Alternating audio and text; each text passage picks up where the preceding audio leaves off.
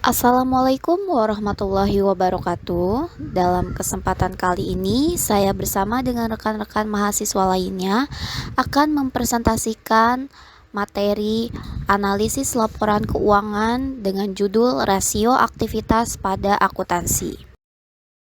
Materi ini disusun oleh saya pribadi, Siti Robiatus Saada, kemudian rekan-rekan saya, Rizka Anggraini Nur Cahya, Karisma Dewi, Lena Susanti, Nur Karima, Sri Ayu Aldina, dan Yuniman. Pada presentasi kali ini, rasio aktivitas pada akuntansi akan membahas mengenai pengertian, manfaat, jenis, dan rumusnya. Apa itu rasio aktivitas? Rasio aktivitas digunakan untuk mengetahui efisiensi organisasi dalam memanfaatkan asetnya untuk menghasilkan kas dan pendapatan. Selain itu, juga digunakan untuk memeriksa tingkat investasi yang dilakukan pada aset dan pendapatan yang dihasilkan. Nah, karena alasan itu, rasio aktivitas juga disebut sebagai rasio operasi atau analisis rasio perputaran. Peran rasio aktivitas yaitu untuk evaluasi efisiensi bisnis dengan analisis yang cermat atas persediaan, aset tetap, dan piutang.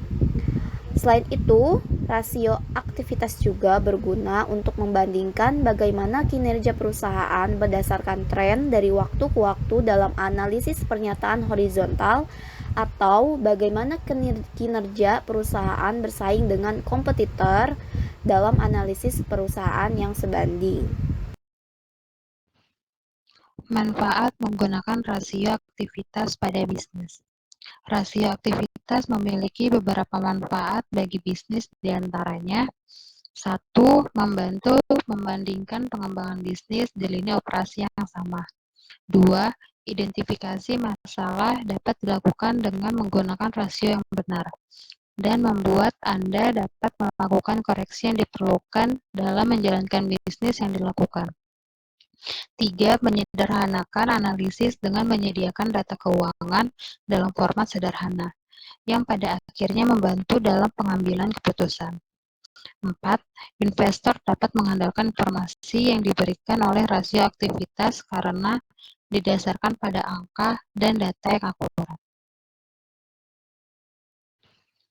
Jenis-jenis rasio aktivitas dan rumusnya. Rasio perputaran total aset atau total aset turnover.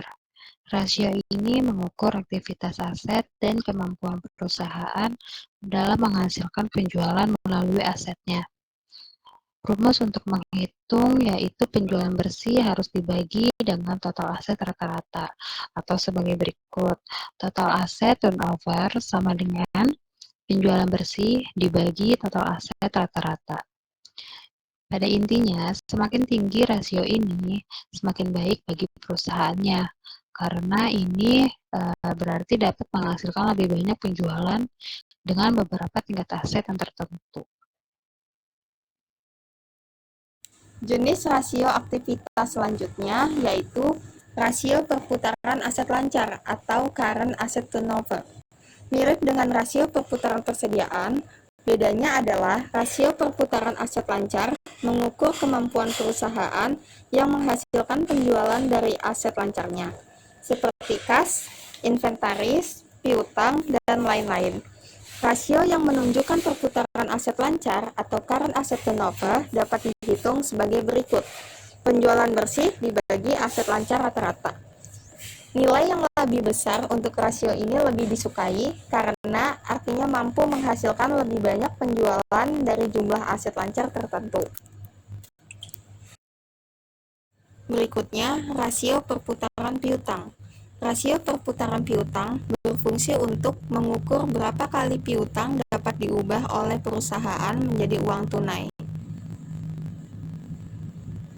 Rasio yang menunjukkan likuiditas piutang dapat dihitung sebagai berikut. Penjualan bersih dibagi rata-rata piutang bersih. Hasil perhitungan dapat disajikan dalam waktu per tahun atau dalam per hari. Jika diukur dalam hitungan per tahun, Tren penurunan rasio ini akan berdampak negatif bagi suatu perusahaan. Artinya, kemampuan mengubah piutang menjadi kas menjadi lebih rendah. Next, rasio perputaran hutang atau accounts payable turnover. Ini adalah rasio lain yang dapat digunakan untuk melakukan analisis aktivitas suatu perusahaan. Berbeda dengan perputaran piutang, rasio ini mengukur berapa kali per tahun perusahaan membayar hutangnya kepada pemasok atau kreditur. Itu dapat dihitung sebagai berikut. Jadi rumusnya ada rasio perputaran hutang sama dengan harga pokok penjualan dibagi hutang usaha. Rasio perputaran hutang yang lebih tinggi menunjukkan kemampuan perusahaan untuk membayar hutangnya kepada kreditur secara sehat dan teratur. Selanjutnya ada rasio hutang beredar atau days payable outstanding. Untuk mengukur jumlah hari yang rata-rata dibutuhkan oleh perusahaan untuk membayar hutang kepada krediturnya, kita memerlukan rasio hutang beredar dan dapat dilakukan dengan rumus hari hutang-hutang sama dengan hutang usaha dibagi rata-rata biaya penjualan harian. Secara umum, rendahnya nilai rasio ini berarti penggunaan modal kerja yang efisien, namun rasio hutang hari yang lebih besar tidak selalu menunjukkan posisi perusahaan yang buruk, karena menunda pembayaran kepada pemasok hingga tanggal terakhir dapat dilakukan oleh perusahaan secara teratur untuk mempersingkat siklus konversi kas. Jenis rasio aktivitas selanjutnya yaitu rasio perputaran persediaan atau inventory turnover. Rasio ini menunjukkan berapa hari yang biasanya dibutuhkan perusahaan untuk mengubah persediaan menjadi penjualan. Dalam artian, rasio ini merupakan rasio yang menunjukkan berapa lama waktu yang dibutuhkan perusahaan untuk mengubah persediaan menjadi penjualan. Rumus perhitungannya yaitu perputaran persediaan sama dengan harga pokok penjualan dibagi persediaan rata-rata. Rasio perputaran persediaan yang lebih rendah akan menunjukkan bahwa lebih sedikit waktu yang dibutuhkan bagi perusahaan untuk mengubah persediaan menjadi penjualan. Tren penurunan perputaran persediaan perusahaan umumnya menunjukkan peningkatan modal kerja. Slide selanjutnya adalah rasio perputaran kas atau cash turnover. Efisiensi penggunaan kas perusahaan ditunjukkan oleh rasio perputaran kas. Ini mengukur beberapa kali kas perusahaan telah dibelanjakan selama beberapa periode. Rumus untuk menghitung rasio ini adalah sebagai berikut. Perputaran kas sama dengan penjualan dibagi kas rata-rata dan setara kas. Biasanya, nilai rasio yang tinggi ini dianggap lebih baik, karena hal ini berarti perusahaan menggunakan kasnya secara efektif dan lebih sering melakukan penyerahan. Selanjutnya adalah rasio siklus operasi atau operating cycle. Siklus operasi adalah jumlah hari yang dibutuhkan oleh perusahaan untuk mengubah persediaannya menjadi uang tunai. Dengan kata lain, ini adalah periode antara tanggal perolehan barang dan tanggal realisasi kas dari penjualan. Biasanya, siklus operasi bisnis berlangsung kurang dari 1 tahun. Namun ada pengecualian. Rumus perhitungan siklus operasi adalah sebagai berikut. Siklus operasi: perputaran piutang dalam hari ditambah perputaran persediaan dalam hari. Baik, selanjutnya saya akan mempresentasikan mengenai siklus konversi cash atau cash conversion cycle. Pengukuran lain dari efisien pengguna modal kerja perusahaan adalah siklus konversi cash. Pengukuran ini didefinisikan sebagai jumlah hari yang dibutuhkan oleh perusahaan untuk menghasilkan pendapatan maupun asetnya. Pengukuran ini juga sering disebut sebagai rasio net operating cycle dan dapat dihitung dengan menggunakan rumus sebagai berikut. Yang pertama yaitu siklus konversi cash periode konversi persediaan ditambah periode. Yang kedua itu konversi piutang dikurangi periode konversi piutang. Pada dasarnya rasio aktivitas adalah untuk mengukur seberapa cepat bisnis dapat mengubah asetnya menjadi uang tunai atau maupun penjualan dan merupakan indikator yang baik tentang seberapa baik bisnis tersebut dijalankan.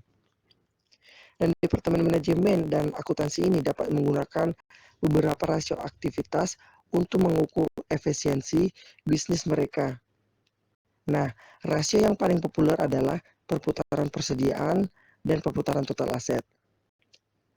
Jadi di sini kami satu kelompok sangat menyarankan buat teman-teman untuk menganalisis dan membandingkan rasio dengan bisnis lain di industri atau skala yang sama. Jadi demikian dari presentasi kami. Akhir kata kami ucapkan, bunga melati harum wangi, wanginya sampai di ujung jalan. Kami ucapkan terima kasih untuk waktu yang kalian berikan.